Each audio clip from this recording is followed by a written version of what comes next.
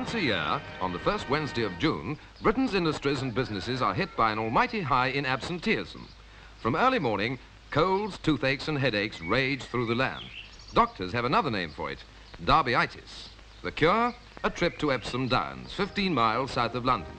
For Derby Day is not just the date of a great horse race. It's Britain's unofficial bank holiday, a day out for nearly 500,000 people who flock to the Downs. The station at famous Tatnam Corner is astir early for the tens of thousands who'll arrive by train.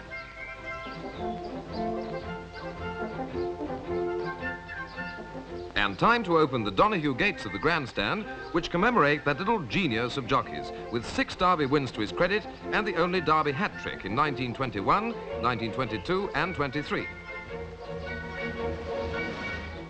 The police, 900 on duty on the Downs, 2,000 in the Epsom district for the great day, are always first to arrive and the last to leave.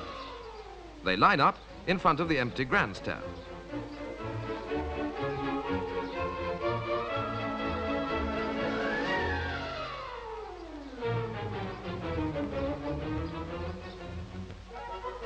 Showfolk converge on Epsom from all over the country.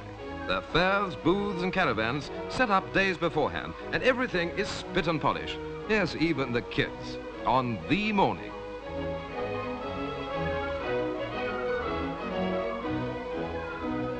The beautifully carved horse-drawn caravans of yesterday are side by side with the deluxe models of today, complete with TV and fridge.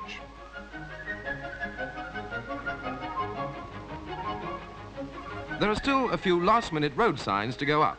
And incidentally, the highly organized coloured parking system can handle 20,000 vehicles, which keeps the AA on its toes.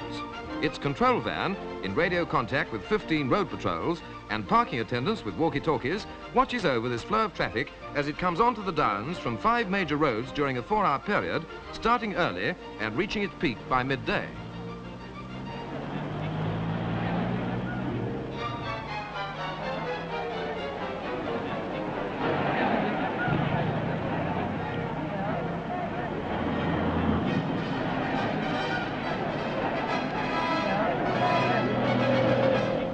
Car parks begin to fill smoothly, but breakdowns can cause chaos. And with everyone in the derby or bus mood, there are plenty of them. Never mind, there's always someone to give you a push.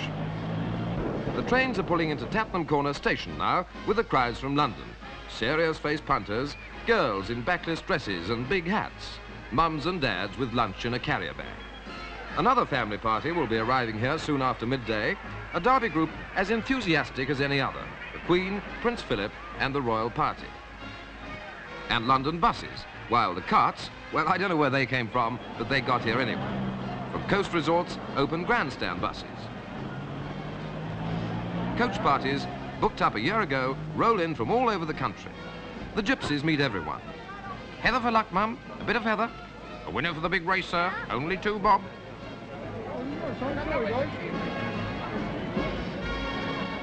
The car parks, packed now, are nearly filled to their 20,000 capacity, and still the crowds roll up.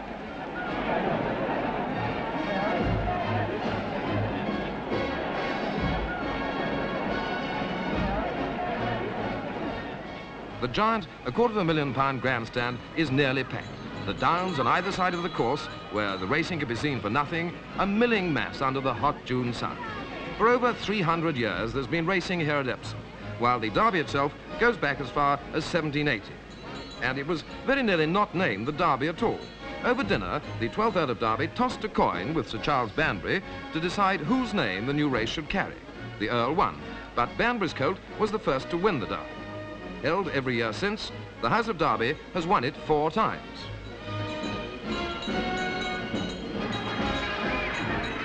But the big race of the day isn't run until mid-afternoon. So the crowds flock to the fairs, the coconut shies, the roundabouts and the hurdy-gurdies.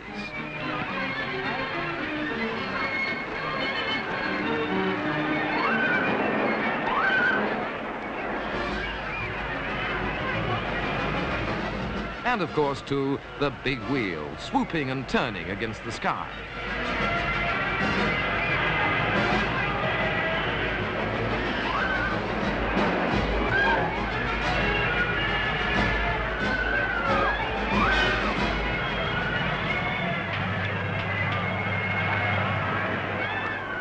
Music, fun, and laughter everywhere. And then the food, the eats and the drinks. Candy floss, enough to cover the 1.5-mile Derby course.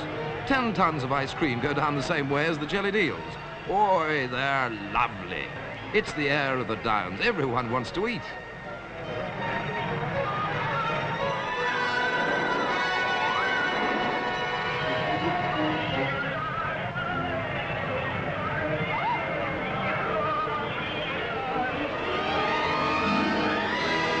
Some even bring the dining room suite.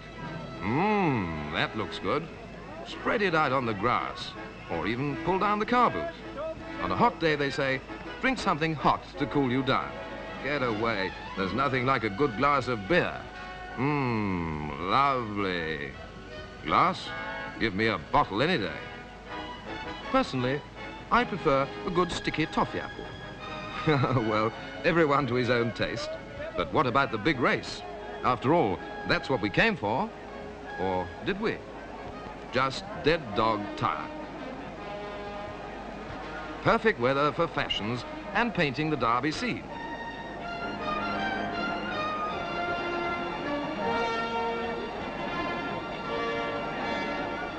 As the big race gets nearer, the crowd gets bigger, and the tic-tac men work overtime.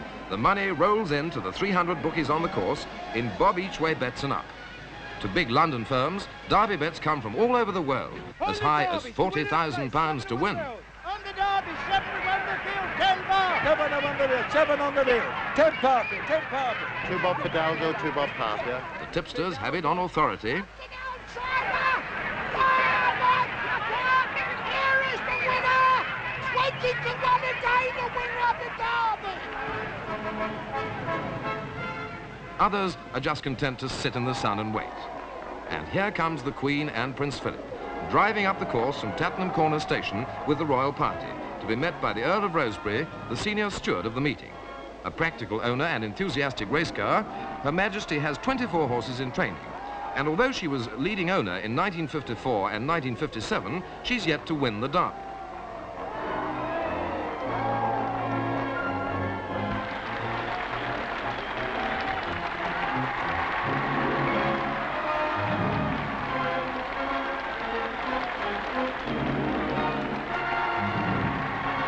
With the Duke of Norfolk, the Queen leads the way to the paddock.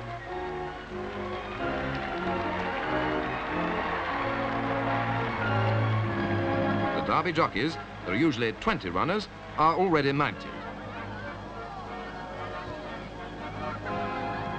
Their riding fee for a classic such as this is the same as for any other race, a minimum of 7 guineas. But the jockey's plum is the owner's present, often 10% of the prize money. This year, an all-time record of just over £36,000 for the winner.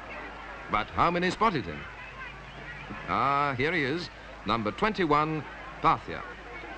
The tension is mounting for the start of the supreme classic test for 3-year-olds anywhere in the world. They're under starters' orders.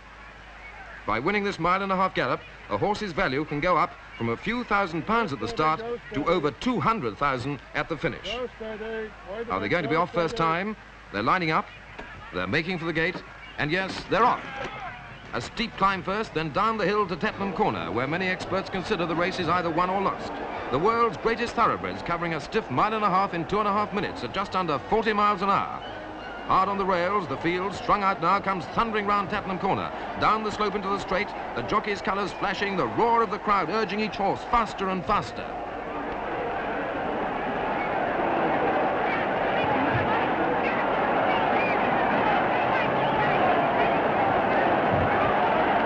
The last dip, and then up again to flash past the winning post.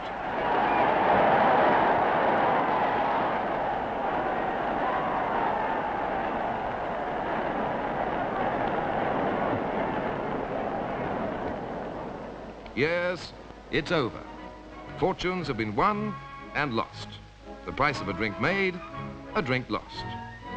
One woman on her first Derby visit hears that she's just won £5,000 on a gypsy's tip. Others, well, some even lost their shirts. But next year, they'll be back again on the first Wednesday of June. The winners, the losers, and even those who never look at a horse. For it isn't just the big race they came for, it's the day out, a spree. Oh yes, and I forgot, to cure those colds, headaches, and toothaches.